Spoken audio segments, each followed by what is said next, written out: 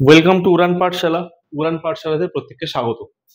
তো আজকে আমাদের আলোচনার পাঠ যদি আমরা দেখি, এসএলএসটি জিওগ্রাফির আমাদের উড়ান পাঠশালার পক্ষ থেকে আলোচনার পাঠ হচ্ছে ভারতের মৌসুমী জলবায়ু, দ্যাট ইজ ইন্ডিয়ান মনসুনাল ক্লাইমেট। এটা আমরা ডিসকাস করবো। ওকে, তো এই যে মৌসুমী জলবায়ুর পাঠ আমরা আলোচনা করছি, যে মৌসুমী জলবায়ু আমরা যদি বলি বেসিক কথা, যে মনসুন, যে মনসুন যে মনসুন যদি আমরা বলি, মনসুন ওয়ার্ডটা কোথ থেকে এসছে?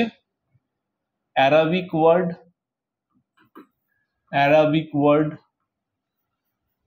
মৌসিম থেকে এসছে,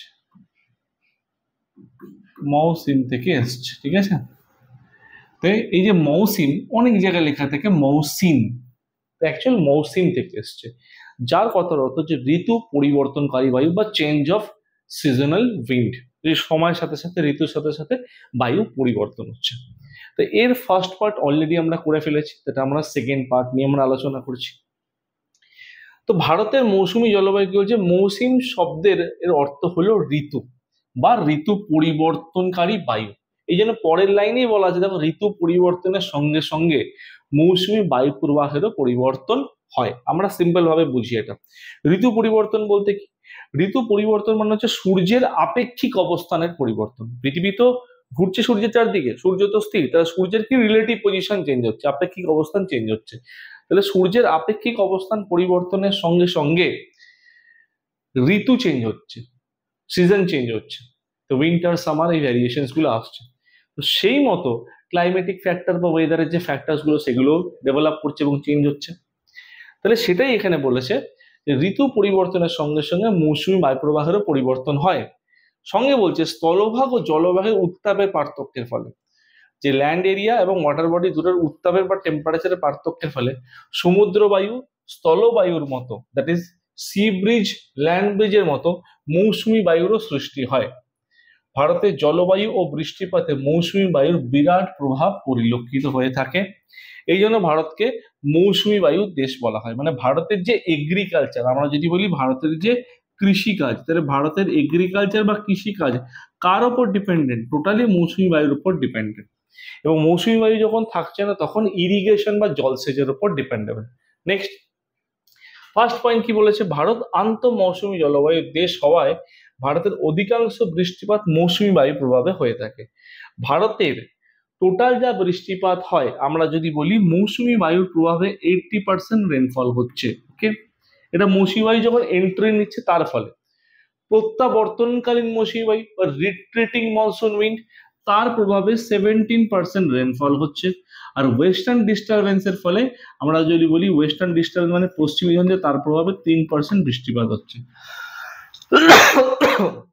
এটা কিন্তু আমরা লাস্ট ক্লাসেও ক্লাইমেটে বলেছিলাম, এটা কিন্তু বৃষ্টিপাতের পরিমাণ, এখানে সাইক্লোনিক রেনফল, নিম্নচাপ, এগুলো কিন্তু আমরা ধরছি না। ওকে, বর্ষাকালে দক্ষিণ পশ্চিম মৌসুমী, বর্ষাকাল মানে এখানে রেনি সিজনের কথা বলছে, দক্ষিণ পশ্চিম মৌসুমী বায়ু বা south West monsoon wind.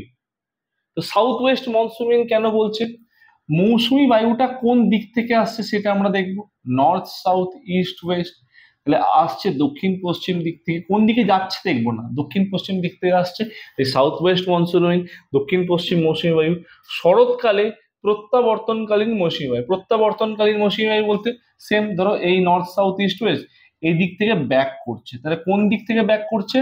North east, তাহলে নর্থ ইস্ট ডাইরেকশন থেকে ব্যাক করছে। তাহলে রিট্রিটিং মনসুন উইন্ড বা প্রত্যাবর্তনকালীন মৌসুমী বায়ুর ডাইরেকশন কি হয়ে গেল? নর্থ ইস্ট মৌসুমী বায়ু। এবং শীতকালে উত্তর পশ্চিম মৌসুমী বায়ুর প্রভাবে, শীতকালে উত্তর পশ্চিম মৌসুমী বায়ু বলতে ওয়েস্টার্ন ডিস্টারবেন্স কে ইন্ডিকেট করছে বা পশ্চিমী ঝঞ্ঝাকে বোঝাচ্ছে। উত্তর পশ্চিম মৌসুমী বায়ুর প্রভাবে ভারতের জলবায়ু ও বৃষ্টিপাতের উপর সবচেয়ে বেশি প্রভাব থাকে। এবং শীতকালে যে ওয়েস্টার্ন ডিস্টারবেন্সের ফলে যে বৃষ্টিপাত হচ্ছে, এটা মেনলি কোন কোন জায়গায় দেখা যাচ্ছে? পাঞ্জাব, হরিয়ানা, রাজস্থান। এবছর দেখবে রাজস্থানে প্রচুর বৃষ্টিপাত হচ্ছে। ঠিক আছে, পাঞ্জাব, হরিয়ানা, রাজস্থান, বা যদি আমরা বলি আমাদের কাশ্মীর লাদাখ রিজিয়নে, ওখানে বৃষ্টিপাত হচ্ছে না, স্নোফল হচ্ছে, তাহলে এই রিজিয়নের ফলে দেখা যাচ্ছে।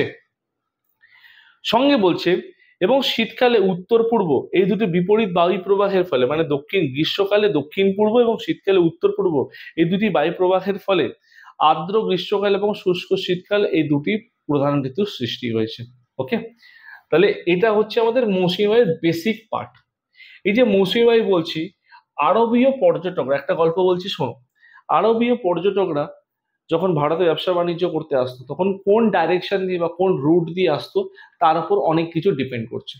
তারা যখন মোটামুটি জুন জুলাই মাসে ভারতে যখন প্রবেশ করতো, আরব সাগরের উপকূল বরাবর যখন আসতো পশ্চিমঘাট পর্বতমালার দিকে, তখন দেখতে জুন জুলাই মাসে ভারতের ওই অঞ্চলে সামুদ্রিক জলোচ্ছ্বাসটা প্রচন্ড বেড়ে যেত। তাহলে তার কি হতো, তার মানে আল মাসুদি বলে ওদের একজন ব্যবসায়ী ছিল, মার্চেন্ট ছিল, ও যখন ব্যবসা বাণিজ্য করতে আসতো এই টাইমটাতে রুটটা জানতো কোন রুট দিয়ে আসতে হবে। পরবর্তীকালে সে তার গ্রন্থে বলেছিল যে এই রুট দিয়ে যেতে গেলে এই টাইমে অর্থাৎ জুন জুলাই দিয়ে ভারতে যাওয়া যাবে না আরব থেকে। কেন? তার কারণ ওই সময় দক্ষিণ পশ্চিম মৌসুমী বায়ু, দক্ষিণ পশ্চিম বায়ু এক ধরনের সামুদ্রিক বায়ু খুব বেশি অ্যাক্টিভ থাকে। তখন তো মৌসুমী বায়ু কথাটা আসেনি, পরবর্তীকালে এটা ইনভেন্ট হয়েছে। নেক্সট, এবার এখানে আমরা একটা ওয়েভ দেখছি। তাহলে আমরা ওয়েভটা কি দেখছি? দক্ষিণ পশ্চিম মৌসুমী বায়ু, এটা হচ্ছে বে অফ বেঙ্গল ব্রাঞ্চ, বঙ্গোপসাগর দিকে যাচ্ছে। এটা হচ্ছে আরাবিয়ান সি বাই, আরব সাগর দিকে। দক্ষিণ পশ্চিম মৌসুমী বায়ু কি হচ্ছে দেখো, টার্ন অ্যারাউন্ড করে ঘুরে যাচ্ছে, তারা ডান দিক দিয়ে ঢুকছে ভারতে। ভারতে কোন দিক দিয়ে? ডান দিকে ঢুকছে। এদিকে আমাদের কি দেখছি? এদিকে হচ্ছে আমাদের গারো খাসি জয়ন্তিয়া বৃষ্টিপাত হচ্ছে এই অঞ্চলে। এখানে পশ্চিমঘাট পর্বতমালায় বাধা পাচ্ছে, বাধা পেয়ে তো যেতে পারছে না, তখন ঘুরে যাচ্ছে। সেম জিনিস এখানে দেখানো, যেটা ডায়াগ্রামের মাধ্যমে।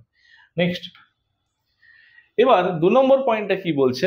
দক্ষিণ পশ্চিম দিক থেকে সমুদ্রের ওপর দিয়ে আগত মৌসুমী বায়ুতে, আমি একটু আগেই বললাম যে দক্ষিণ পশ্চিম দিক থেকে আসছে সমুদ্র বায়ু। তাহলে সমুদ্র বায়ু যেটা সমুদ্রের ওপর থেকে আসছে, মৌসুমী জলবায়ুতে প্রচুর জলীয়বাষ্প থাকে। কেন? H2O বা জলীয়বাষ্প প্রচুর থাকছে। তার রিজন কি? যখন জলভাগের ওপর দিয়ে আসছে বায়ু তো স্যাচুরেটেড হয়ে যাবে, সম্পৃক্ত হয়ে যাবে, 100% জলীয়বাষ্প কি তুলবে ওখান থেকে। তো জলীয়বাষ্প যখন 100% তুলবে, তার মানে কি হচ্ছে, সেই অঞ্চল থেকে যখন স্থলভাগে ঢুকছে ওই জলীয় বাষ্পপূর্ণ বায়ু, মানে সম্পৃক্ত বায়ু 100% স্যাচুরেটেড এয়ার নিয়ে সেই অঞ্চলে এন্ট্রি নিচ্ছে। ফলে থাকে বলে বর্ষাকালে জুন মাস থেকে সেপ্টেম্বর মাস পর্যন্ত ভারতের বিভিন্ন স্থানে প্রচুর বৃষ্টিপাত। তাহলে ভারতে তাহলে রেনি সিজন বা মনসুনের অস্তিত্ব অ্যাক্টিভ অবস্থায় জুন থেকে সেপ্টেম্বর। কিন্তু মনসুনের অস্তিত্ব অ্যাক্টিভ অবস্থা মানে জুন থেকে সেপ্টেম্বর, মানে কিন্তু সেপ্টেম্বরে বেরিয়ে যাচ্ছে না, বেরোতে বেরোতে অক্টোবর নভেম্বর। কেন? রিট্রিটিং মনসুন উইন্ড, মৌসুমী বায়ু এন্ট্রি নিচ্ছে, ভারতে বৃষ্টিপাত ঘটাচ্ছে জুন থেকে সেপ্টেম্বর। অক্টোবর নভেম্বর কি? মৌসুমী বায়ু ব্যাক করছে, রিট্রিট করছে। তাহলে যখন ব্যাক করছে সেটাকে রিট্রিটিং মনসুন উইন্ড বলছি। জুন মাসের কোন টাইমে ভারতে এন্ট্রি নেয়? 1 জুন, কেরালার মালাবার উপকূলে। তাহলে 1 জুনের কোথায় এন্ট্রি নিচ্ছে? কেরালার কোস্টের নাম কি? মালাবার, ওইখানে এন্ট্রি নিচ্ছে। তাহলে এই পয়েন্টটা আমরা দেখলাম, কেরালার মালাবারে এন্ট্রি নিচ্ছে এবং সেপ্টেম্বরের মধ্যে ও ভারতের এন্ট্রিটা কমপ্লিট হয়ে যাচ্ছে। এবার তারপর রিটার্নিং পার্ট আছে, যেটাকে রিট্রিটিং বা প্রত্যাবর্তনকালীন আমরা মৌসুমী বায়ুর কথা বলছি। কিন্তু যদি আন্দামানের বা নিকোবরের কথা বলি, ভারতের প্রথম বৃষ্টিপাত, এটা তো মূল ভূখণ্ডে প্রথম বৃষ্টিপাত কেরালা হয়ে গেল জুন মাস। আন্দামান নিকোবরের প্রথম বৃষ্টিপাত নিকোবরে, বিশেষ করে গ্রেট নিকোবরে, যেটাকে প্রথম টাচ করছে, যেখানে ইন্দিরা পয়েন্ট রয়েছে, যেই অঞ্চলের ভ্যালু হচ্ছে 6°45' নর্থ ল্যাটিটিউড। যদি বৃষ্টিপাত হয় ওই অঞ্চলে কি হবে? আগে বৃষ্টিপাত ঘটবে। মানে যদি মৌসুমী বায়ু আগে আসে, তাহলে আরাবিয়ান সি, বে অফ বেঙ্গল ব্রাঞ্চের দিকে গ্রেট নিকোবরে আগে হলে বৃষ্টিপাত হবে হচ্ছে 15th মে, আর যদি পরে হয় তাহলে হবে 25th মে। ওকে, নেক্সট পয়েন্ট, থার্ড পয়েন্টে কি বলছে? বর্ষাকালে বা রেনি সিজনে দক্ষিণ পশ্চিম মৌসুমী বায়ুর প্রভাবে ভারতের পশ্চিম উপকূলের উত্তরাংশ, পশ্চিম উপকূল মানে ওয়েস্টার্ন ঘাটের ওয়েস্টার্ন কোস্ট যেটা, তার যে আপার পার্ট, সেইখানে বৃষ্টিপাত হচ্ছে। আসাম রিজিয়নে বৃষ্টিপাত হচ্ছে, মিজোরামে হচ্ছে, পূর্ব হিমালয় হচ্ছে, তরাই অঞ্চলে হচ্ছে, এবং আন্দামান নিকোবর দ্বীপপুঞ্জে সবচেয়ে বেশি বৃষ্টিপাত হচ্ছে। কেন আন্দামান নিকোবরে হচ্ছে? তার রিজন এইমাত্র যেটা বললাম, যে দক্ষিণ পশ্চিম বঙ্গোপসাগরীয় শাখা, সাউথ ওয়েস্ট বে অফ বেঙ্গল ব্রাঞ্চের ফলে হচ্ছে। 4 নম্বর পয়েন্টে কি বলছে? দক্ষিণ পশ্চিম মৌসুমী বায়ুর সঙ্গে বঙ্গোপসাগরীয় শাখার প্রভাবে উত্তর পূর্ব ভারতের গারো খাসি জয়ন্তিয়া, বিশেষ করে 3টে মাথায় রাখবো, আমি আগের দিন লোকেশনে দেখিয়েছিলাম ক্লাইমেটের ফার্স্ট পার্টে, গারো খাসি জয়ন্তিয়া। ঠিক আছে, এটা হচ্ছে গারো, এটা হচ্ছে খাসি, এটা হচ্ছে জয়ন্তিয়া। গারো খাসি জয়ন্তিয়া পাহাড়ের মধ্যে খাসি পাহাড়ে চেরাপুঞ্জি, আর খাসি পাহাড়ের রাইট সাইডে হচ্ছে মৌসিনরাম, এই দুটোর অবস্থান রয়েছে। এইখানে প্রচুর বৃষ্টিপাত হচ্ছে আমরা জানি, সর্বাধিক বৃষ্টিপাত যুক্ত অঞ্চল। তাহলে এছাড়াও পূর্ব হিমালয়ের পাদদেশীয় অঞ্চলগুলোতে সবচেয়ে বেশি বৃষ্টিপাত হলেও এইসব অঞ্চলের দক্ষিণ পশ্চিম দিকে বৃষ্টিপাত ক্রমশ কমে যেতে থাকে। কেন দক্ষিণ পশ্চিম দিকে ক্রমশ কমে যেতে থাকছে? কেন বায়ুটা ওই অঞ্চলে গিয়ে ব্লক হয়ে যাচ্ছে। একদিকে গাঢ়, একদিকে খাসি, একদিকে জয়ন্তী, ও কি বেরোতে পারছে না, চারদিক দিয়ে ঘেরা হয়ে যাচ্ছে। তাই জন্য ওই অঞ্চলে বৃষ্টিপাতের পরিমাণ তুলনামূলকভাবে আনুমানিকভাবে অনেকটা বেশি হয়ে যাচ্ছে সারাউন্ডিং আশেপাশের অঞ্চলের তুলনায়। কারণ আশেপাশের অঞ্চলটা কিসে পরিণত হচ্ছে? আশেপাশের অঞ্চলটা বৃষ্টির ছায় অঞ্চল বা রেন শ্যাডো রিজিয়নে কনভার্ট হয়ে যাচ্ছে। নেক্সট, তারপর কি বলছে দেখ, 5 নম্বর পয়েন্টে বলছে দক্ষিণ পশ্চিম মৌসুমী বায়ুর আরব সাগরীয় শাখার প্রভাবে দক্ষিণ থেকে উত্তর ও উত্তর পশ্চিম বৃষ্টিপাতের পরিমাণ ক্রমশ কমতে থাকে। কেন? তার কারণ হচ্ছে, ধরো এই হচ্ছে ভারতের লোয়ার পার্টটাকে যদি আমরা দেখি, দক্ষিণ পশ্চিম মৌসুমী বায়ু আসছে, কি হচ্ছে দক্ষিণ থেকে উত্তরে, এইখান থেকে আস্তে আস্তে উত্তরের দিকে বৃষ্টিপাতের পরিমাণ ক্রমশ কমতে থাকবে উত্তর উত্তর পশ্চিমে। কেন কমতে থাকবে? তার দুটো রিজন। পশ্চিমঘাট পর্বতমালায় যখন বাধা পাচ্ছে বেশিরভাগ বৃষ্টিপাত ওখানে হয়ে যাচ্ছে। 2, উত্তর পশ্চিমে যখন রাজস্থানের মধ্যে এন্ট্রি নিচ্ছে, রাজস্থানের উইন্ড তো অলরেডি ড্রাই, শুষ্ক বায়ু, সেখানে যখন জলীয় বাষ্পপূর্ণ বায়ু ঢুকছে, তাহলে কি হচ্ছে ড্রাই উইন্ড কি করছে, সে বায়ু থেকে জলীয় বাষ্পটাকে অ্যাবজর্ব করে নিচ্ছে। যদি অ্যাবজর্ব করে নেয় তাহলে তার বায়ুর মধ্যে কিছু থাকছে না জলীয় বাষ্প, তার মানে বায়ুটা অসম্পৃক্ত বা আনস্যাচুরেটেড হয়ে যাচ্ছে। তার ফলে কি হচ্ছে বায়ুতে জলীয় বাষ্পের পরিমাণ যদি কমেই যায় তাহলে বৃষ্টিপাত হবে কোত্থেকে? তাহলে বৃষ্টিপাত তুলনামূলকভাবে কম হচ্ছে। 6 নম্বর পয়েন্টে কি বলেছে, মৌসুমী বায়ুর প্রভাবে গাঢ় খাসি পূর্ব হিমালয়ের পশ্চিমঘাট পর্বতের প্রতিবাদ ঢালে প্রবল শৈলক্ষেপ বৃষ্টিপাত হলেও অনুবাদ ঢালে বৃষ্টি কিংবা অম্ল বৃষ্টিযুক্ত বৃষ্টিচ্ছন্ন অঞ্চলের সৃষ্টি হয়েছে। লাইনটা সিম্পল ওয়েতে বোঝো, এই একটা মাউন্টেন, বায়ু এই দিক থেকে আসছে, বা বায়ু যেই দিক থেকে আসছে, বায়ুর মধ্যে সাধারণত আমরা ধরে নিতে পারি যে জলীয় বাষ্পপূর্ণ রয়েছে, তাহলে জলীয় বাষ্পপূর্ণ বায়ু বা বায়ু এসে পাহাড়ের যেই ঢালে বাধাপ্রাপ্ত হচ্ছে সেই সাইডটাকে আমরা বলছি উইন্ডওয়ার্ড সাইড বা প্রতিবাদ ঢাল, আর পাহাড়ের অপোজিট সাইডটাকে আমরা বলছি লিওয়ার্ড সাইড বা অনুবাদ ঢাল। তাহলে জলীয় বাষ্পপূর্ণ বায়ু যদি এদিক থেকে এসে পাহাড়ের এই ঢালে বাধাপ্রাপ্ত হয় তাহলে এই ঢালেই বেশি বৃষ্টিপাত হবে। এই বেশির পরিমাণটা কত? প্রায় 75 থেকে 80%। আর পাহাড়ের অপোজিট সাইডে বৃষ্টিপাতের পরিমাণ কত হবে? অনুবাদ ঢাল বা লিওয়ার্ড সাইডে 20 থেকে 25%। তাহলে পাহাড়ে ধাক্কা খেয়ে যে বৃষ্টিপাত হচ্ছে একে আমরা বলছি ওরোগ্রাফিক রেনফল বা শৈলোৎক্ষেপ বৃষ্টিপাত, সেই জিনিসটাই এখানে কিন্তু বলেছে। তাহলে প্রতিবাদ ঢাল বা উইন্ডওয়ার্ড সাইডে বৃষ্টিপাত প্রবল পরিমাণে হচ্ছে, অনুবাদ ঢালে বৃষ্টিপাত তুলনামূলকভাবে কম হচ্ছে।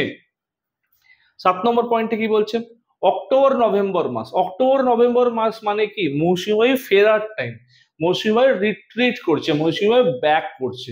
অক্টোবর নভেম্বর মাসে শরৎকাল অথবা শীতকালের শুরুতে প্রত্যাবর্তনকালী মৌসুমী বায়ু, যে উত্তর পূর্ব প্রত্যাবর্তনকালীন যেটা মৌসুমী বায়ু ফিরছে, আমি এখানে দেখিয়েছিলাম যে উত্তর পূর্ব প্রত্যাবর্তনকালীন মৌসুমী বায়ু, যে উত্তর পূর্ব প্রত্যাবর্তনকালীন মৌসুমী বায়ু বলতে এই যে আমরা এখানে দেখেছিলাম উত্তর পূর্ব প্রত্যাবর্তনকালীন মৌসুমী বায়ু, মৌসুমী বায়ু যখন ফিরছে সেই সময় বঙ্গোপসাগরে ঘূর্ণিঝড়ের সৃষ্টি হচ্ছে, বঙ্গোপসাগরে ঘূর্ণিঝড়ের সৃষ্টি হচ্ছে এবং ঘূর্ণিঝড়ের ফলে বৃষ্টিপাত হচ্ছে এবং করমণ্ডল উপকূলে, ঘূর্ণিঝড় মানে সাইক্লোনিক হচ্ছে, বঙ্গোপসাগরে সাইক্লোনিক ফরমেশন দেখতে পাওয়া যাচ্ছে। কেন হচ্ছে মাথায় রাখো, সাইক্লোনিক ফরমেশন বা ঘূর্ণবাত্যজনিত বৃষ্টিপাত হওয়ার পিছনে দুটো জিনিস রেসপন্সিবল, একটা হচ্ছে হাই প্রেশার, একটা হচ্ছে লো প্রেশার।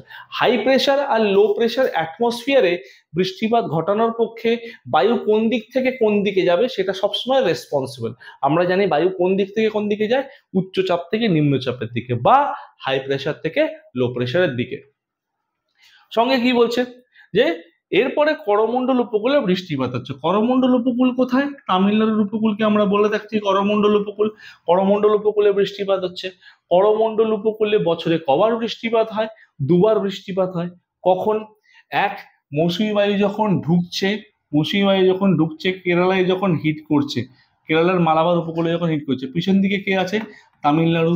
তাহলে জুন মাসে বৃষ্টিপাত হচ্ছে কোথায়? তামিলনাড়ুতে, মানে বৃষ্টির ছায় অঞ্চল হিসেবে, অনুবাদ ঢাল হিসেবে বা লিওয়ার্ড সাইড হিসেবে বৃষ্টিপাত হচ্ছে এই অঞ্চলে। আর যখন ব্যাক করছে মৌসুমী বায়ু, মৌসুমী বায়ু যখন ব্যাক করছে তার ফলে এই ঢালে বৃষ্টিপাত হচ্ছে, তার মানে শীতকালে বৃষ্টিপাত হচ্ছে। ব্যাক করছে মানে প্রত্যাবর্তনকারী মৌসুমী বায়ু বা রিট্রিটিং মনসুন উইন্ড। কোন টাইম? October November. তার মানে এখানে আমরা কি বুঝতে পারছি যে মৌসুমী বায়ু একবার এন্ট্রি নেওয়ার সময় অনুবাদ ঢালে কেরালার অনুবাদ ঢালে অর্থাৎ তামিলনাড়ুতে বৃষ্টিপাত ঘটছে বৃষ্টির ছায়া অঞ্চল হিসেবে, তুলনামূলক কম বৃষ্টিপাত। আর ব্যাক করার সময় নভেম্বর মানে সাউথ ইন্ডিয়াতে শীতকাল অলমোস্ট, ঠিক আছে, তাহলে ওই সময় প্রচুর পরিমাণ বৃষ্টিপাত হচ্ছে এবং শীতকালীন বৃষ্টিপাত হচ্ছে। শীতকালে চেন্নাই অঞ্চল ফ্লাডেড হয়ে যায়, শীতকালে বন্যা কিন্তু খুব একটা ইজি ব্যাপার নয়, তাহলে সেই সময় বৃষ্টিপাত হচ্ছে। মানে বছরে কবার বৃষ্টিপাত হলো করমণ্ডল উপকূলে?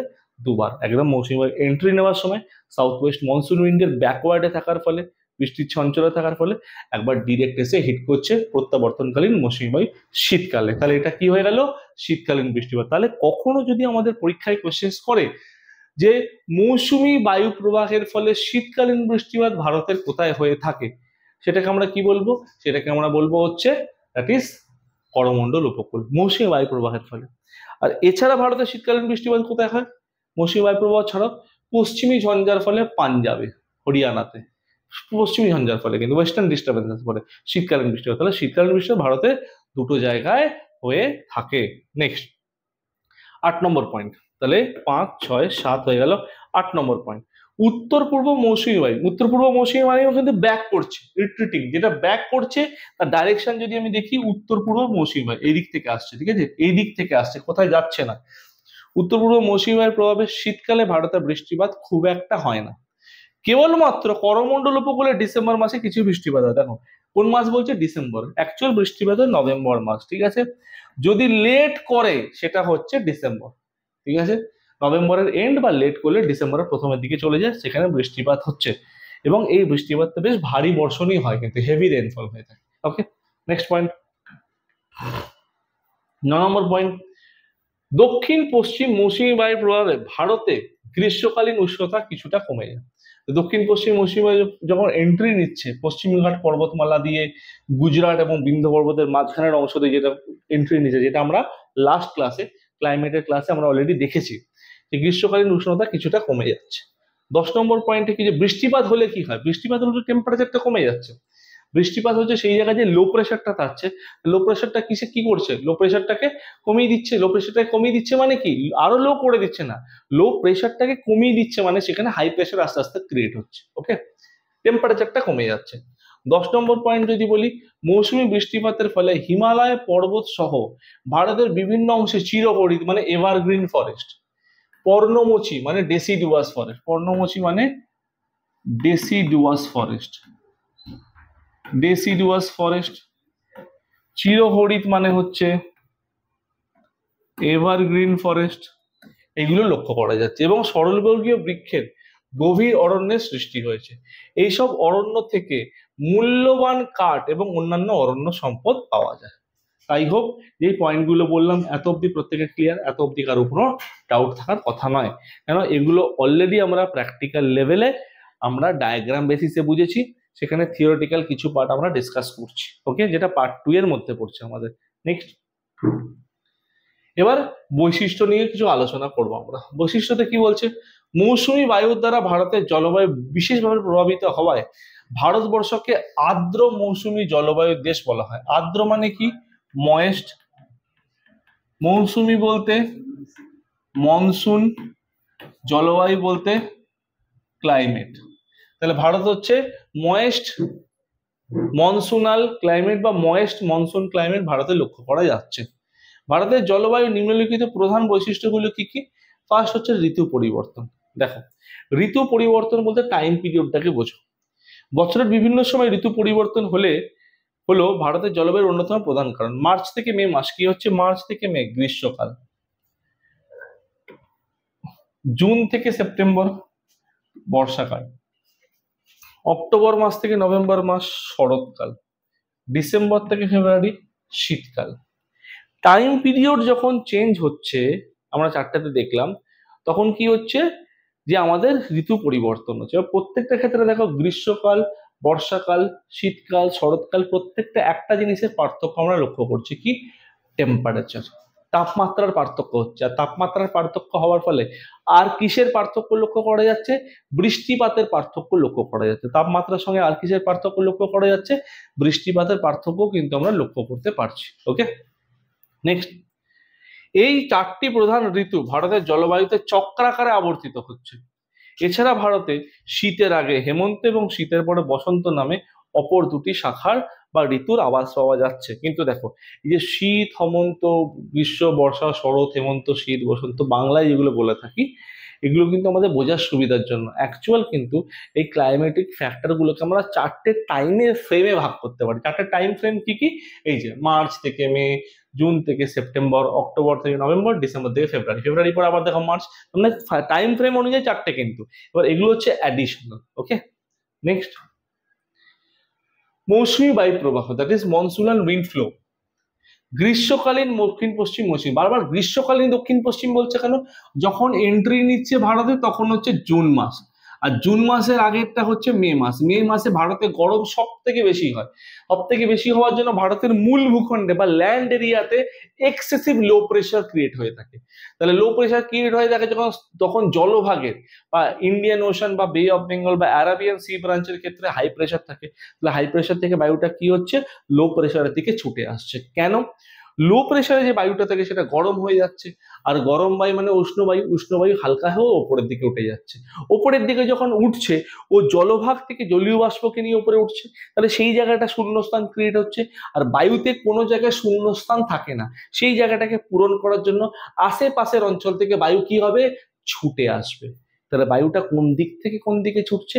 হাই প্রেশার থেকে লো প্রেশার, উচ্চচাপ থেকে নিম্নচাপের দিকে ছুটে আসছে। ওকে, এবার কি বলছে? গ্রীষ্মকালীন দক্ষিণ পশ্চিম মৌসুমী বায়ু এবং শীতকালীন উত্তর পূর্ব মৌসুমী বায়ু প্রভাবে ভারতের ঋতু পরিবর্তন হয়ে থাকে। শীতকালীন উত্তর পূর্বের ফলে মেনলি ভারতে কিন্তু উইন্টারটা অ্যাপ্লাই হয়। মেনলি ভারতে কিন্তু উইন্টার আর রিট্রেটিং মনসুন, এই দুটো টাইম দেখতে পাওয়া যায়। একে ভারতকে আন্তঃ মৌসুমী বায়ু দেশ বলা হয়। গ্রীষ্মকালে ভারতের মৌসুমী বায়ু যে দিক থেকে আসে, শীতকালে ঠিক তার বিপরীত দিক থেকে প্রবাহিত হয়। চরম ভাবাপন্ন ক্লাইমেট বা চরম ভাবাপন্ন জলবায়ু। চরম ভাবাপন্ন মানে হচ্ছে এক্সট্রিম। এক্সট্রিম, এক্সট্রিম মানে কি? চরম ভাবাপন্ন মানে হচ্ছে, মানে চরম ভাবাপন্ন বলতে এখানে কি? উত্তর ভারতের জলবায়ু দক্ষিণ ভারতের জলবায়ুর তুলনায় অনেক বেশি চরম ভাবাপন্ন। উত্তর ভারতের জলবায়ু দক্ষিণ ভারতের জলবায়ুর তুলনায় অনেক বেশি চরম ভাবাপন্ন। কি বলছে? উত্তর ভারতের শীত এবং গ্রীষ্ম দুটি তীব্র। এক্সাম্পল দিল্লি। দিল্লিতে যেমনি গরম পড়ে, দিল্লি তেমনি ঠান্ডা। তাহলে দুটোই কি হচ্ছে? এক্সট্রিম ক্লাইমেটের মধ্যে কিন্তু পড়ে যাচ্ছে। ওকে, নেক্সট, শীতকালীন তাপমাত্রা, এই গ্রীষ্মকালীন তাপমাত্রা। গ্রীষ্মকালীন তাপমাত্রা কি বলছে? গ্রীষ্মকালে ভারতের বেশিরভাগ স্থানে মার্চ মাস থেকে তাপমাত্রা কি হচ্ছে? বৃদ্ধি পেতে থাকছে। এপ্রিল মাস থেকে উষ্ণতা আরো বেড়ে যায় এবং সর্বোচ্চ তাপমাত্রা কোন সময় যায়? মে মাসে। সব থেকে ভারতের হটেস্ট মান্থ হচ্ছে মে মান্থ, আর কোল্ডেস্ট মান্থ হচ্ছে ডিসেম্বর। এই সময় উত্তর ও দক্ষিণ ভারতের উষ্ণতা 38 ডিগ্রি থেকে 40 ডিগ্রি সেলসিয়াসে পৌঁছাচ্ছে। ঠিক আছে, এটা কিন্তু গড় তাপমাত্রা। গ্রীষ্মকালে মে মাসে উত্তর ভারতের তাপমাত্রা সর্বোচ্চ হয়। শুধু গ্রীষ্মকালে মে মাসে বলে না, আমি সারা ভারতের রিডিংও যদি বলি, মে মাসে তাপমাত্রা সারা ভারতেই কম বেশি বেশি থাকে। ঠিক আছে, তুলনামূলকভাবে বেশি থাকে। নেক্সট, এই সময় মধ্যপ্রদেশ ও গুজরাটের সর্বোচ্চ তাপমাত্রা 38 থেকে 43 ডিগ্রি সেলসিয়াসে পৌঁছাচ্ছে, কারণ ড্রাই উইন্ড বলে।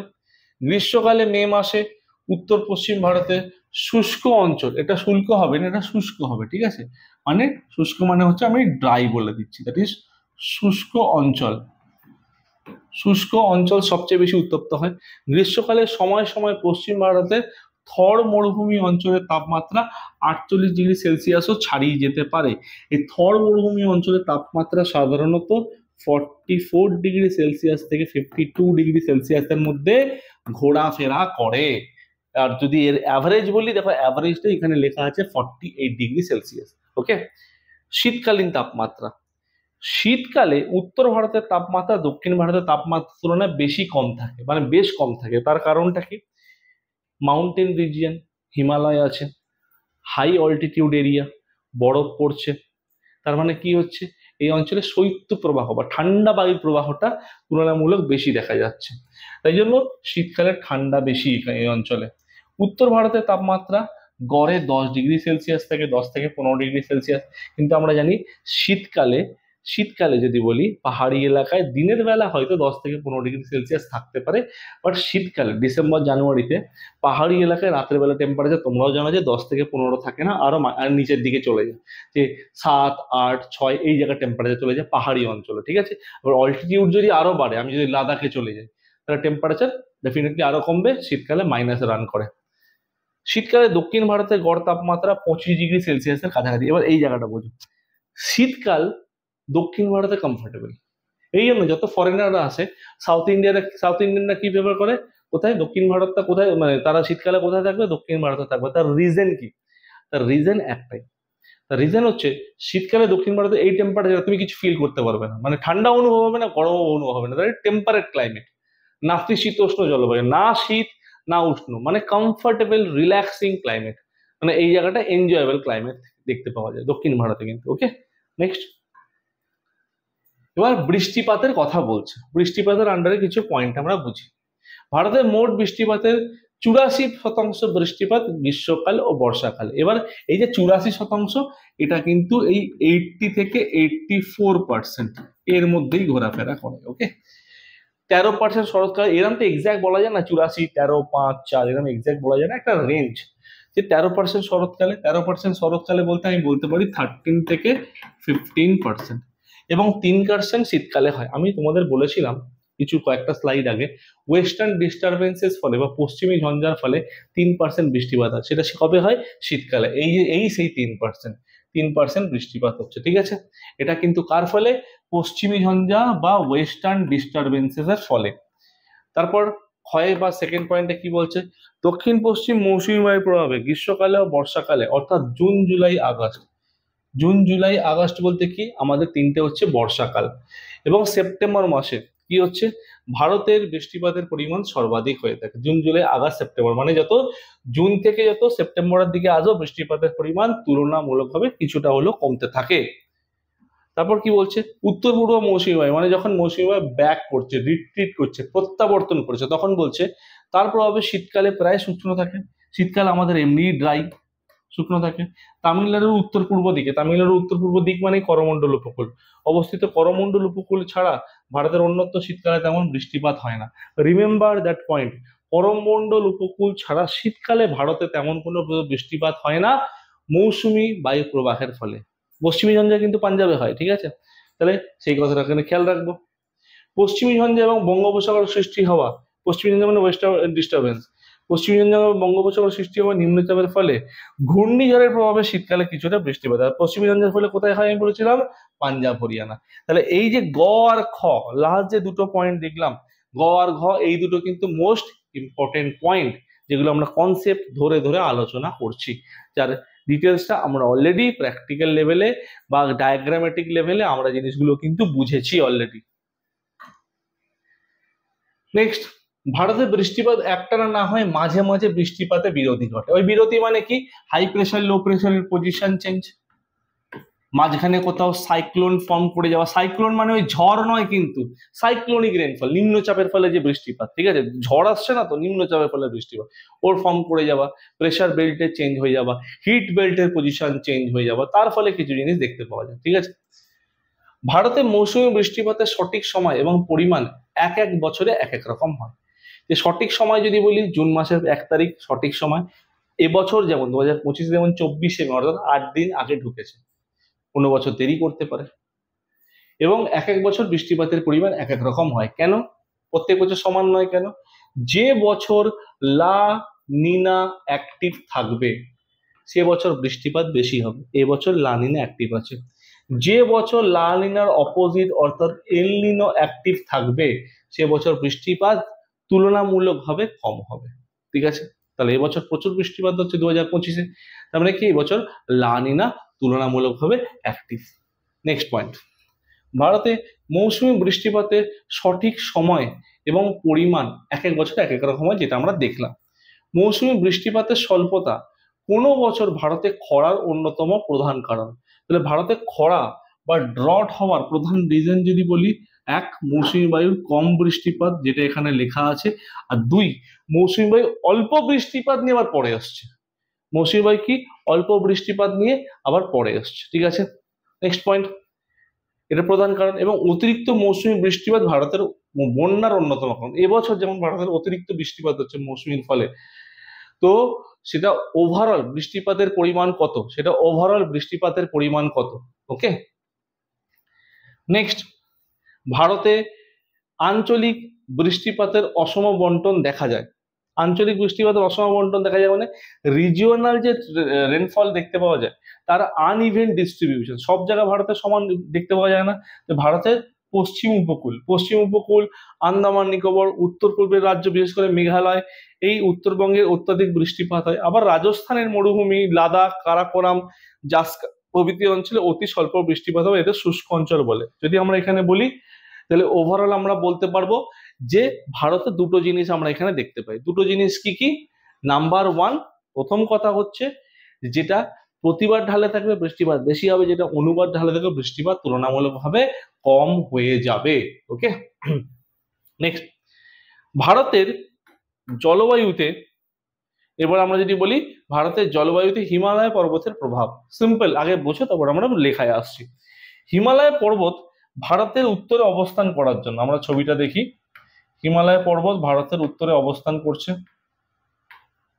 দেখো হিমালয় পর্বত এই রিজিয়নে লেখা আছে হিমালয়, এইখানে অবস্থান করছে বলে মৌসুমী বায়ু দেখো এখান থেকে যখন যাচ্ছে আর কিন্তু তিব্বতের দিকে বা চায়নার দিকে বা তিবেটিয়ান প্লেটোর দিকে যেতে পারছে না, ও বাধা পেয়ে এই বরাবর ঘুরে যাচ্ছে। যদি বাধা না পেতো এ সোজা এরম উঠে যেত, সোজা এরম উঠে তিব্বতে চলে যেত। তাহলে বৃষ্টিপাতটা কোথায় বেশি হতো? তিব্বতের মালভূমি অঞ্চলে বা পাহাড়ি অঞ্চলগুলোতে বৃষ্টিপাত বেশি হতো। এক, দু নম্বর, এই তিব্বত থেকে বা হিমালয় অঞ্চলে যে শীতল হাওয়াটা বয়, তাহলে সেটা কি হতো? ভারতের এই অঞ্চলে দিল্লি, হরিয়ানা, এদিকে ইউপি, বিহার, এই অঞ্চলগুলো, পশ্চিমবঙ্গের পার্বত্য এলাকা বা নর্থ ইস্টের, এখানে বৃষ্টিপাতটা এই শীতল হাওয়াটা প্রবাহের ফলে জনবসতি অত গড়ে উঠতো না। ঠিক এই কারণবশত হিমালয় কি কাজ করছে? ন্যাচারাল ব্যারিয়ার বা স্বাভাবিক বাধা দান হিসেবে, বাধা দানের মতো কাজ করছে। এই কারণবশতই আমরা একটা কথা এখানে অ্যাপ্লাই করতে পারি, কি?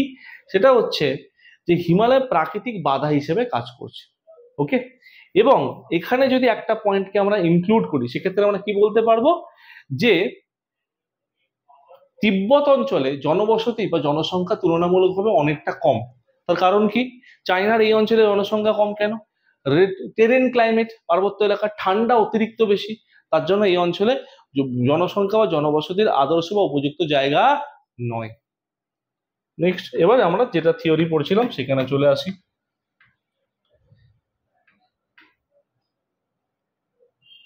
এবার দেখো ভারতের জলবায়ুতে হিমালয় পর্বতের প্রভাব।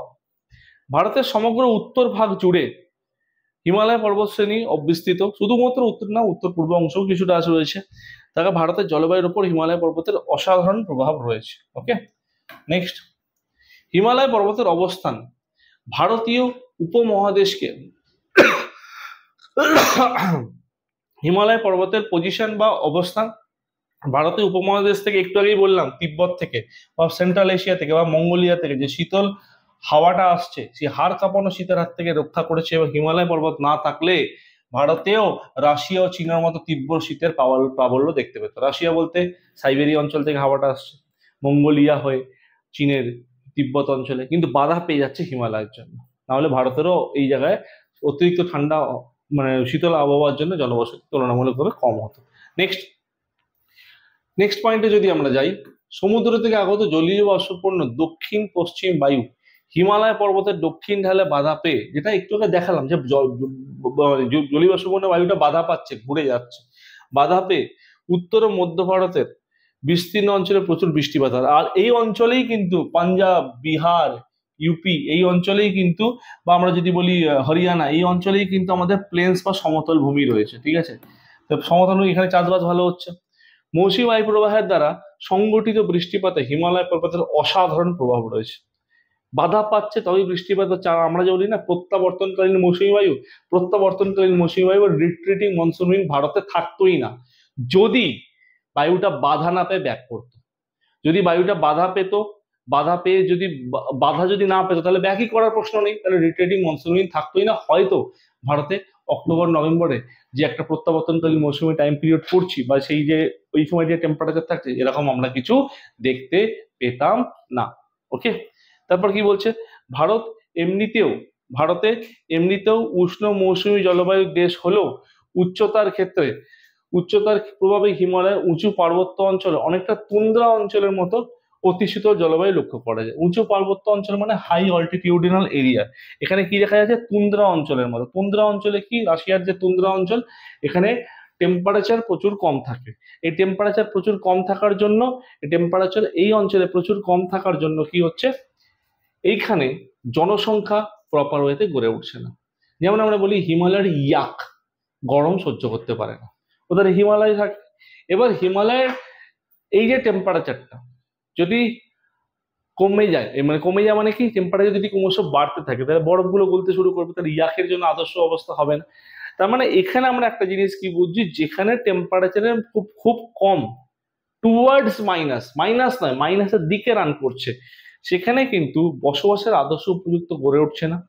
এই যে বৃষ্টিপাত হচ্ছে, বৃষ্টিপাতটা আমাদের অ্যাকচুয়াল কি কাজে লাগছে, বৃষ্টিপাতটা বর্ষাকালটা কি কাজে লাগছে, চাষের জমিতে জলের ক্ষেত্রে ব্যাপক গুরুত্বপূর্ণ ভূমিকা পালন করছে, নদীগুলোতে জলপ্রবাহ বজায় রাখছে, ইকোলজিক্যাল সিস্টেম বজায় রাখছে, বায়ুতে জলীয়বাষ্পের পরিমাণ বজায় রাখছে, তাপমাত্রাকে ব্যালেন্স করছে, অ্যাটমসফিয়ারিক প্রেশারকে এবং লো প্রেশার হাই প্রেশারের বেল্টগুলোকে ম্যানেজ করছে। সেটা এখানে কিন্তু হতো না যদি পুরোটাই ওপারে চলে যেত। নেক্সট, ভারতীয় কৃষিতে মৌসুমী বায়ু প্রভাব অলরেডি আমরা আলোচনা করেছি, একবার দেখলে আমরা বুঝতে পারবো। বলছে ভারতীয় কৃষিতে মৌসুমী বায়ুর বিরাট প্রভাব রয়েছে। মৌসুমী বায়ু প্রভাব ভারতে প্রচুর পরিমাণে ধান, গম, আখ, পাট, তুলা, বিভিন্ন ধরনের ডাল, নানা রকম তৈলবীজ, চা, কফি, তামাক, মানে এগুলো হচ্ছে তৈলবীজ, চা, কফি, তামাক হচ্ছে আমাদের কি প্ল্যান্টেশন বা বপন কৃষি, আর এগুলো হচ্ছে ফুড গ্রেন বা খাদ্যশস্য, তাহলে প্রভৃতি উৎপন্ন হচ্ছে। মৌসুমী বায়ুর বৃষ্টিপাতের অনিশ্চয়তা, কোনো বছর আগে আসছে, কোনো বছর পরে আসছে, কোনো বছর বেশি বৃষ্টিপাত নিয়ে আসছে, কোনো বছর কম বৃষ্টিপাত নিয়েছে, সেটা এখানে বলছে। খরা ও বন্যার প্রাদুর্ভাব, খরা মানে কি, পরে আসতে পারে বৃষ্টিপাত এবং কম বৃষ্টিপাত হচ্ছে, বা সঠিক সময় এলো কম বৃষ্টিপাত হচ্ছে। বন্যা কি, পরে এলো অল্প সময়ের মধ্যে বেশি বৃষ্টিপাত দিল, বা সঠিক সময় এলো প্রচুর বৃষ্টিপাত নিয়ে এলো, ঠিক আছে, তাহলে সে তার ফলে হতে পারে। ভারতে মৌসুমী বায়ুর ফলেই প্রধানত বৃষ্টিপাত ঘটে। ভারতে মোট বৃষ্টিপাতের প্রায় 90%, এই পয়েন্টটা মাথায় রেখো যে 80 থেকে 90%, অ্যাকচুয়াল যদি ডিটেলসে যাই আমরা 80 to 84%, যেটা আগেও স্লাইডে আমরা দেখেছিলাম, দক্ষিণ পশ্চিম মৌসুমী বায়ুর প্রভাবে সংগঠিত হয়। কিন্তু এই মৌসুমী বায়ু খুবই অনিশ্চিত, কারণ প্রতি বছর এই মৌসুমী বায়ু সম পরিমাণ জলীয়বাষ্প নিয়ে আসে না। আবার এই মৌসুমী বায়ুর আগমন ও প্রত্যাগমন প্রতি বছর একই সময় ঘটে না। এর ফলে কোনো বছর কম জলীয়বাষ্প আমদানি ও দেরিতে আসার ফলে ভারতে অনাবৃষ্টি বা খরা দেখা যায়। আবার কোনো বছর অতিরিক্ত পরিমাণ জলীয়বাষ্প আমদানি ও দক্ষিণ পশ্চিম মৌসুমী বায়ু প্রবাহের ফলে বা খামখেয়ালিপনার জন্য, খামখেয়ালিপনা মানে কখনো আগে কখনো পরে, ফলে প্রায় খরা ও বন্যার প্রাদুর্ভাব লক্ষ্য করা যায়। তার মানে ভারতের খরা, দ্যাট ইজ ড্রট, বন্যা দ্যাট ইজ ফ্লাড। এই খরা আর বন্যা, ড্রট আর ফ্লাড কিসের ওপর ডিপেন্ড করছে, যে কখন বৃষ্টিপাত আসছে, কখন যাচ্ছে, কতটা নিয়ে আসছে, কতটা নিয়ে যাচ্ছে, তার উপর ডিপেন্ড করছে। নেক্সট, ভারতে খরার প্রধান কারণ। ভারতে খরার প্রধান কারণ বলতে মৌসুমী বৃষ্টিপাতের স্বল্পতা ভারতে খরার প্রধান কারণ। তারপর হচ্ছে ভারতে কোনো স্থানে স্বাভাবিক সময়ের চেয়ে বর্ষা দেরিতে আসাকেই সেই স্থানের খরার অন্যতম কারণ বলে ধরা হয়। স্বাভাবিক সময়ের আগে মৌসুমী বায়ুর প্রবাহ বন্ধ হয়ে গেলে খরা সৃষ্টি হয়। কোনো স্থান বর্ষাকালের মধ্যে বেশ কিছুদিন বৃষ্টিহীন অবস্থা থাকলে খরা পরিস্থিতি হয়। বনভূমির অভাবের জন্য সূর্যের প্রচন্ড তাপে গ্রীষ্মকালে প্রচুর পরিমাণ ভৌমজল বাষ্পীভূত হয়ে যাওয়া মাটিতে ফেটে চৌচিরে খরা সৃষ্টি হয়। পরিবেশ দূষণের জন্য বায়ুমণ্ডলীয় তাপমাত্রা বেড়ে যায়, মৌসুমী বায়ুর ফলে ঘনীভূত না হতে পেরে খরা সৃষ্টি হয়। 6টা পয়েন্ট একবারে পড়লাম, তার রিজন কি, 6টা পয়েন্টের একটা কমন সেন্টেন্স উঠে আসছে। কি কমন সেন্টেন্স, বৃষ্টিপাত যতটা হওয়ার দরকার ততটা হচ্ছে না, অনেকটাই কম হচ্ছে। সেটা দেরিতেও হতে পারে, আগেও হতে পারে, অন টাইমেও হতে পারে, সেটাই এখানে বোঝাচ্ছে। আর তার ফলে, খরার ফলে তার যে আনুষঙ্গিক ইম্প্যাক্ট, জমি ফেটে যাচ্ছে, বনভূমিতে বনভূমির বৃদ্ধি কমে যাচ্ছে, ওগুলো তো ফলাফল হয়ে গেল। আমরা এখানে আলোচনা করছি কি খরার প্রধান কারণ। খরার প্রধান কারণ সিম্পল, বৃষ্টিপাতের পরিমাণ কমে যাওয়া। এবং কিন্তু বর্তমানে আমরা ভারতের বিভিন্ন কৃষি জমিতে বা চাষের জমিতে ব্যাপক পরিমাণ কিন্তু খরা দেখি না। তার কারণ কি? খরা থেকে ভারতের বিভিন্ন অঞ্চলকে বাঁচাতে হেল্প করে কে? বাঁচাতে হেল্প করে দ্যাট ইজ ইরিগেশন বা জলসেচ। এই ইরিগেশনের ফলে ভারতে যদি বৃষ্টিপাত হয়, ইরিগেশন মানে হচ্ছে জলসেচ।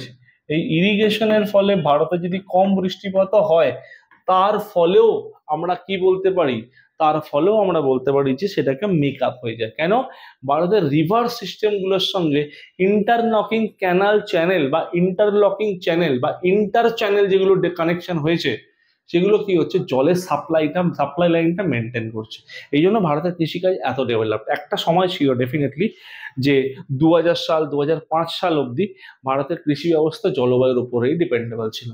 কিন্তু পরবর্তীকালে এমন একটা সময় সিচুয়েশন ক্রিয়েট হলো যেখানে ভারতের কৃষি ব্যবস্থা শুধুমাত্র ওই মৌসুমী বায়ুর উপর ডিপেন্ডেবল নয়, মৌসুমী বায়ু ছাড়াও এগ্রিকালচারাল ইরিগেশনের উপর ডিপেন্ডেবল। কিন্তু কখন ইরিগেশনের উপর ডিপেন্ডেবল? মাথায় রাখো, যখন বৃষ্টিপাত কম হবে। যখন বৃষ্টিপাত এক্সেসিভ হচ্ছে তখন তো ইরিগেশনের পর্যাপ্ত পরিমাণটা আমাদের লাগছে না। ইরিগেশন আমাদের কখন লাগছে? যখন গ্রীষ্মকালের ক্ষেত্রে আমাদের লাগছে। বর্ষাকালে তো বৃষ্টিপাত যদি স্বাভাবিকের মতো বেশি হয় তাহলে তো আমাদের লাগবে না। মানে যেই সময়টা মৌসুমী বায়ু ভারতে অ্যাক্টিভ থাকছে না, সেই সময়টা তাকে চাষের জমিকে জল যোগাচ্ছে হচ্ছে ইরিগেশন। ওকে, নেক্সট। ভারতে বন্যার প্রধান কারণ, খরা দেখলাম, এবার বন্যার প্রধান কারণ। কোন স্থানে একটানা অতিরিক্ত বৃষ্টিপাত ঘটলে সেই স্থানে বন্যা দেখা যায়, সেই স্থানে বন্যা দেখতে পাচ্ছি আমরা। মৌসুমী বৃষ্টিপাত দীর্ঘায়িত হলে, মানে লং টাইম ধরে বৃষ্টিপাত হলে, অতিবৃষ্টি বা এক্সেস রেইনফল ফলে বন্যা সৃষ্টি হয়। নদীর বহন ক্ষমতা কমে এলে, নদীর বহন ক্ষমতা কখন কমে যায়? নদীতে যদি অতিরিক্ত পরিমাণে সেডিমেন্টেশন বা পলি সঞ্চয় হয়ে থাকে, তাহলে নদীতে জল ক্যারিং ক্যাপাসিটি বা ওয়াটার ক্যারিং ক্যাপাসিটি বা জল প্রবাহের ক্ষমতা, জলটাকে নিয়ে যাওয়ার যে ক্ষমতা, সেটা কি হচ্ছে? কমে যাচ্ছে। জলের গতিবেগও কমে যাচ্ছে। এক্সেস জল যখন পিছন থেকে আসছে, নদী সামলাতে পারছে না, নদীর দুকুল ছাপিয়ে কি হয়ে যাচ্ছে? ফ্লাড বা বন্যা। তাহলে কমে কমে কমে এলে জল নিকাশি ব্যবস্থা বা ড্রেনেজ ব্যবস্থা বুঝে বুঝে মানে কি, এটা কোলাপস হয়ে যাচ্ছে। এলে অতিরিক্ত বৃষ্টিপাত না হলেও বন্যার সৃষ্টি হতে পারে। 2000 সালে এই কারণে ভারতের বিভিন্ন স্থানে, বিশেষত পশ্চিমবঙ্গে বন্যার সৃষ্টি হয়। বর্ষাকালে, যদি পরবর্তী ক্ষেত্রে আমরা বলি, বর্ষাকালে বাঁধ বা জলাধার থেকে বাধ্য হয়ে অতিরিক্ত জল ছাড়লে বন্যার সৃষ্টি হয়। এটিও পশ্চিমবঙ্গে বন্যা হওয়ার অন্যতম কারণ। আমরা মাঝে মাঝে শুনি বা মাইথন ড্যাম থেকে ঝাড়খণ্ডে বা মাইথন ড্যাম থেকে, দুর্গাপুর ব্যারেজ থেকে মাঝে মধ্যে জল ছেড়ে দেওয়া হয়। জল ছাড়ার ফলে কি হচ্ছে? বন্যার পরিস্থিতি সৃষ্টি হচ্ছে। ঘাটালের অঞ্চলে দেখছি, দ্বারকেশ্বর নদীর আশেপাশের অঞ্চলে ঘাটালেও বন্যার পরিস্থিতি সৃষ্টি হচ্ছে। কেন সৃষ্টি হচ্ছে? প্রথম কথা হচ্ছে, শুধু কি জল ছাড়লেই বন্যার পরিস্থিতি সৃষ্টি হয়ে? দেখো, অতিরিক্ত জল যদি হয়, ড্যাম কি করে বা বাঁধ কি করে? অতিরিক্ত জলটাকে সিম্পলি আটকে রাখছে। এবার তার একটা লোডিং ক্যাপাসিটি আছে, তার একটা নেওয়ার ক্ষমতা আছে, জলটাকে আটকানোর একটা ক্যাপাবিলিটিস রয়েছে। ওটা যখন ক্রস করে যাবে তখন তো জল ছাড়তেই হবে। আর এই সময় জল ছাড়া মানে যেখান থেকে জল ছাড়ছে তার আশেপাশের অঞ্চল ডেফিনেটলি ডুবে যাবে। এবার জল যদি অতিরিক্ত পরিমাণ ছাড়ে, বিস্তীর্ণ অঞ্চল ডুবে যাবে। এই জন্য পশ্চিমবঙ্গ ফ্লাডেড হয়। কেন? পশ্চিমবঙ্গের তুলনায় ঝাড়খণ্ড একটু হাই অল্টিটিউডে রয়েছে। পশ্চিমবঙ্গের কোন জায়গায়? পুরো পশ্চিমবঙ্গের কথা বলছি না, কিন্তু পশ্চিমবঙ্গের দক্ষিণবঙ্গের কথা বলছি। বিশেষ করে হাওড়া, হুগলি, মেদিনীপুর, উত্তর চব্বিশ পরগনা, তারপর হচ্ছে আমাদের পূর্ব মেদিনীপুর, পশ্চিম মেদিনীপুর, এই জায়গাগুলোর কথা বলছি। এগুলো কি হচ্ছে? ফ্লাডেড হয়ে যাচ্ছে। প্রায় আমরা দেখি হুগলি রিজিয়ন বিশেষ করে তো ফ্লাডেড হয়ে যাচ্ছে। কখনো কখনো ভূমিক্ষয়ও বন্যার অন্যতম প্রধান কারণ হিসেবে দেখা যায়। কারণ ভূমিক্ষয়ের ফলে, ভূমির ফলে যেগুলো ক্ষয়ে যাচ্ছে, সেডিমেন্ট গুলো, ওগুলো জলে গিয়ে পড়ে থাকছে এবং নদীর বহন ক্ষমতা কমিয়ে দিচ্ছে। ভূমিক্ষয়ের ফলে ক্ষয়ে যাওয়া মাটি নদী গর্ভে জমা হয়, রিভার বেডে জমা হচ্ছে, যেটা বললাম। যখনই জমা হচ্ছে সেটা আস্তে আস্তে পলি সঞ্চয়ের ফলে রিভার বেডটা যেটা এখানে ছিল, জল এখান থেকে প্রবাহিত হতো, রিভার বেডটা আস্তে আস্তে পলি পড়ে রিভার বেডটা এখানে চলে এলো, জল প্রবাহিত হচ্ছে। মানে জল প্রবাহের জায়গাটা কমে যাচ্ছে পলি সঞ্চয়। এই জন্য মাঝে মাঝে দেখি কলকাতার বাবুঘাট, হাওড়া স্টেশন সংলগ্ন যে বাবুঘাট এপার ওপার যে প্রিন্সেপ ঘাট রিজিয়ন, ওইখানে ড্রেজিং করে মাঝে মধ্যে পলি তোলা হয়, যাতে জলের নাব্যতাটা প্রপার বজায় থাকে। কিন্তু পুরো এই ভাগীরথী হুগলি রিভারে বা গঙ্গা নদী বা অন্যান্য নদীগুলোতে এইটা প্রপার হইতে সম্ভব হয় না। তাহলে কি হচ্ছে? নদীর জল ধারণ ক্ষমতাটা কমে যাচ্ছে এবং পিছন থেকে বরফ জলের পরিমাণ এলে, বেশি পরিমাণ জলের পরিমাণ এলে, বাঁধ ছাড়ার পর, বাঁধ থেকে জল ছাড়ার ফলে যখন প্রচুর লামসাম অ্যামাউন্ট অফ ওয়াটার যখন সামনের দিকে চলে আসছে, তখন বন্যার পরিস্থিতি সৃষ্টি হচ্ছে।